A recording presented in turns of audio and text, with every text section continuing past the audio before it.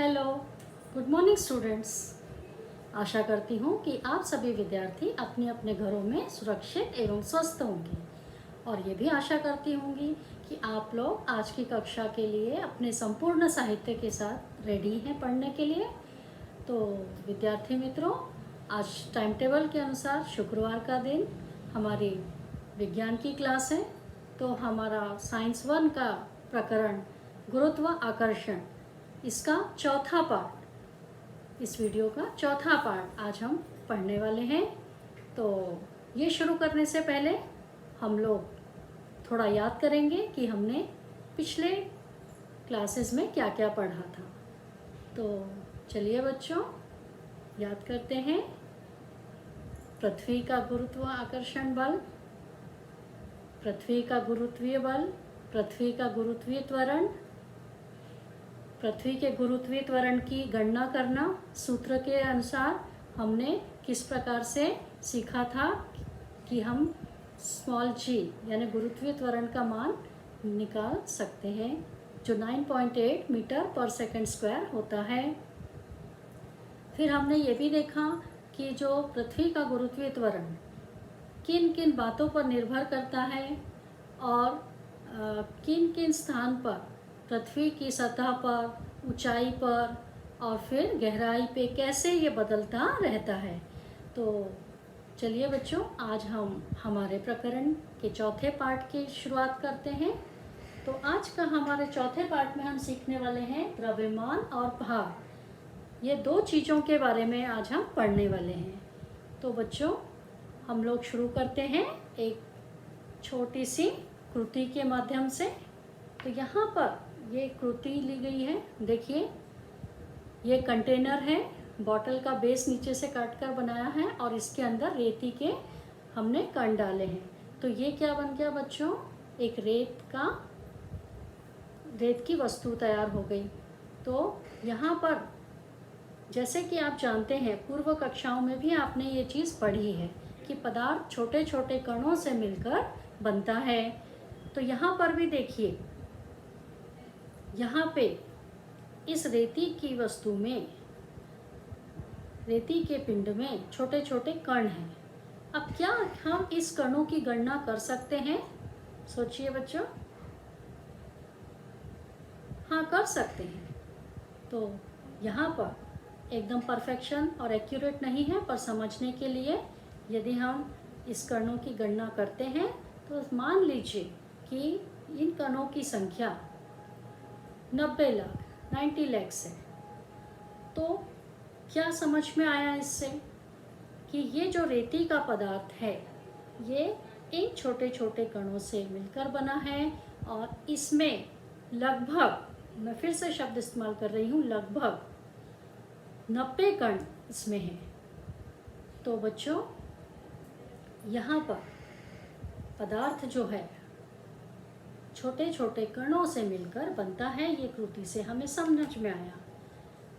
और यहाँ पे एक और उदाहरण लेते हैं। ये एक पत्थर है। अब इस पत्थर के भी आप छोटे छोटे टुकड़े करेंगे और ऐसा पाउडर बनाएंगे एकदम बारीक बारीक, तो इसके भी कण तैयार होंगे। तो तब हमें समझेगा कि ये जो पिंड दिख रहा है, पत्थर, ये भी छोटे छोटे कणों से मिलकर ही बना हुआ है। तो बच्चों, यहाँ पर आज हमने इस कृति से ये सीखा कि कोई भी पदार्थ हो, वो छोटे छोटे कणों से मिलकर ही तैयार होता है। ठीक है।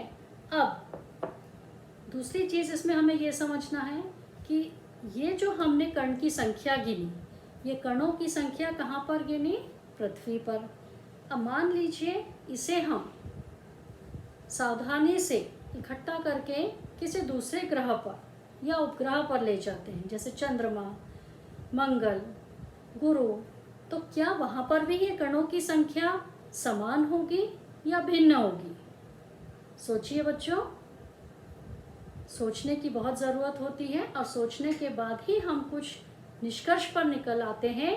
तो हाँ बच्चों, यहाँ पर कणों की संख्या जैसे पृथ्वी पर हमने 90 लाख गिनी, सेम संख्या हमको चंद्रमा पर भी मिलेगी, मंगल पे भी मिलेगी गुरु पर भी और कोई भी ग्रह पे जहाँ पर भी हम जाएंगे तो ये संख्या हमेशा एक जैसी ही होगी।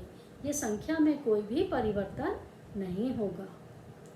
तो बच्चों, यहाँ हमने ये 2 कृतियों के माध्यम से क्या सीखा बच्चों कि द्रव्यमान एक मौलिक राशि होती है जो छोटे छोटे कणों से मिलकर बनता है और इसका मान कभी भी बदलता नहीं है, चाहे वो पृथ्वी पर हो, चाहे चंद्रमा पर, चाहे मंगल पर, किसी भी स्थान पर आप जाएंगे तो इन कणों की संख्या में कोई भी बदल नहीं दिखेगा, कोई परिवर्तन नहीं होगा।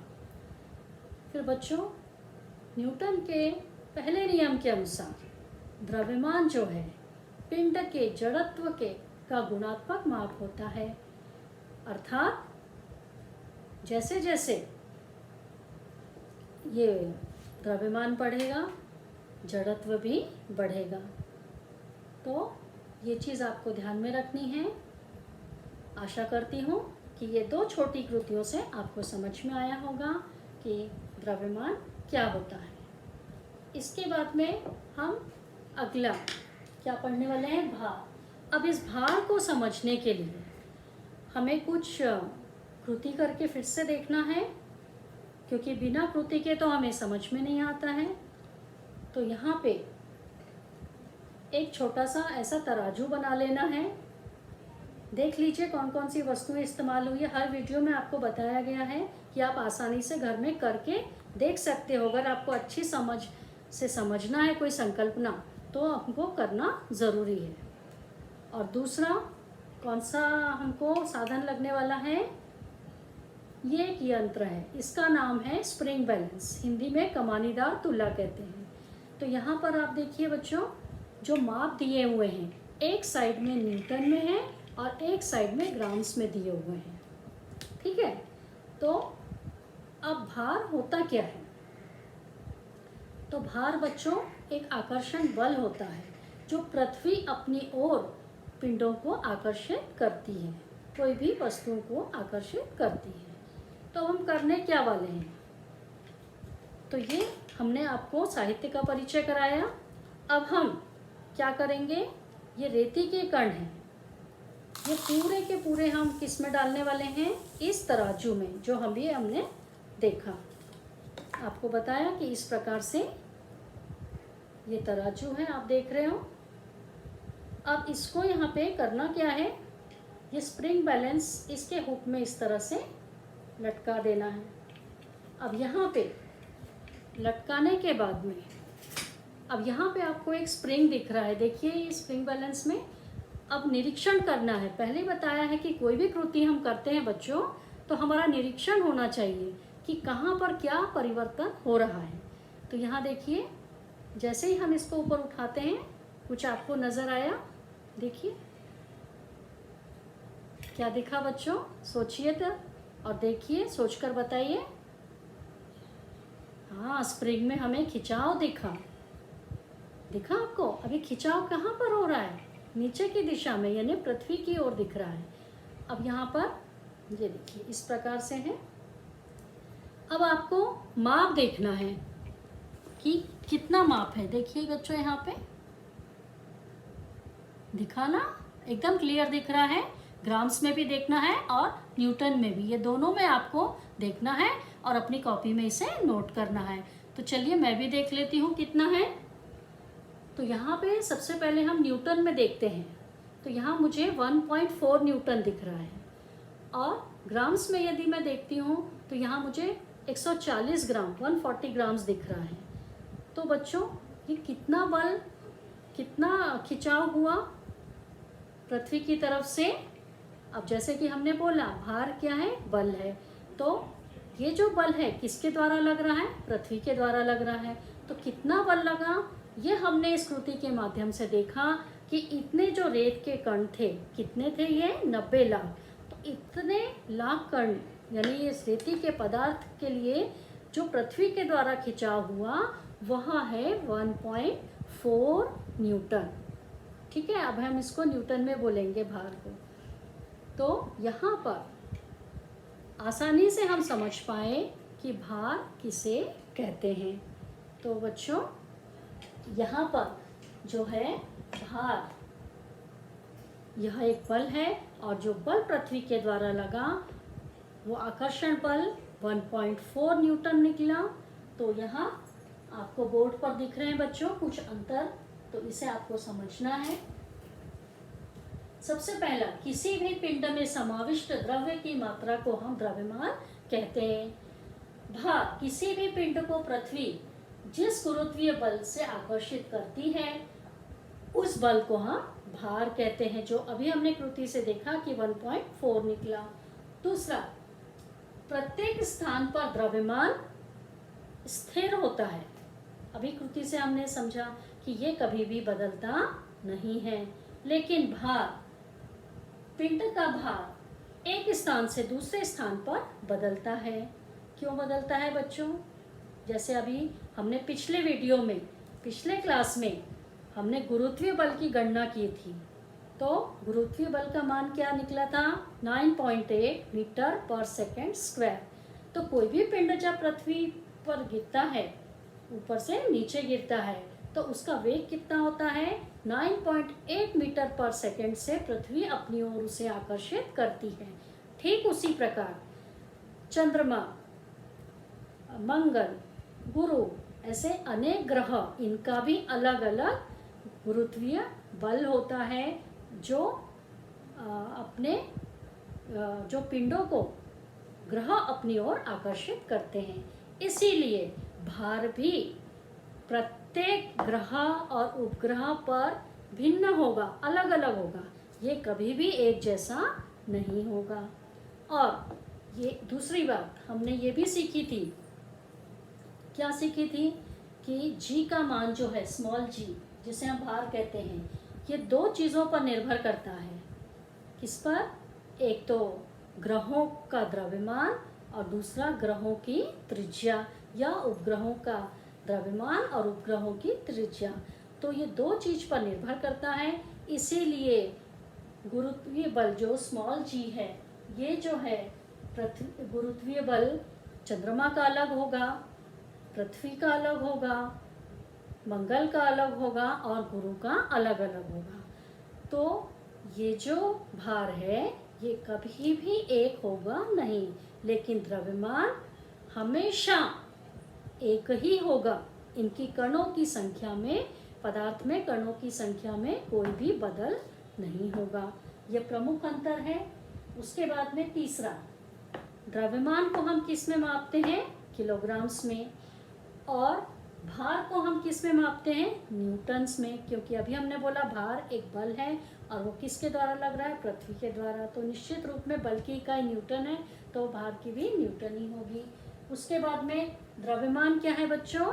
एक अदिश राशि है।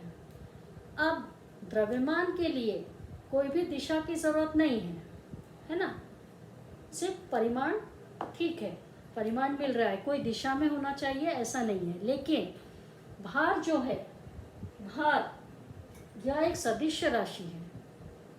अब ये सदिश राशि क्यों है?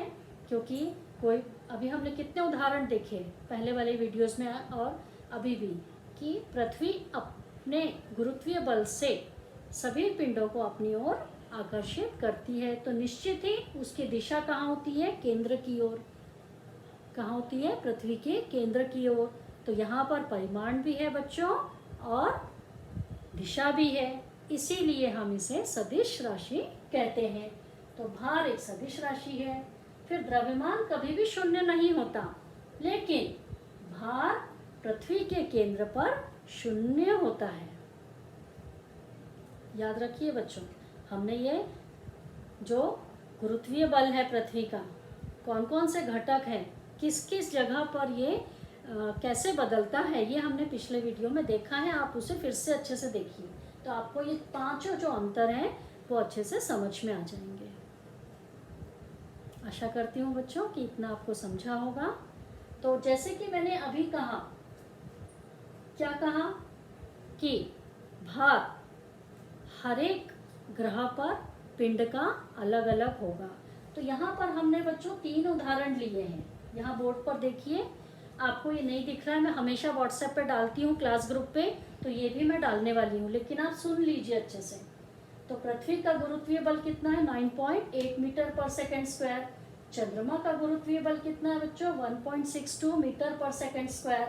मंगल का गुरुत्वीय बल कितना है? 3.71 मीटर पर सेकेंड स्क्वायर। और गुरु का गुरुत्वीय बल कितना है? 24.79 मीटर पर सेकेंड स्क्वायर। तो जैसे कि हम जानते हैं, पिछली कक्षा में पढ़ा है हमने और अभी भी पिछले वीडियो में देखा है कि F is equal to mg।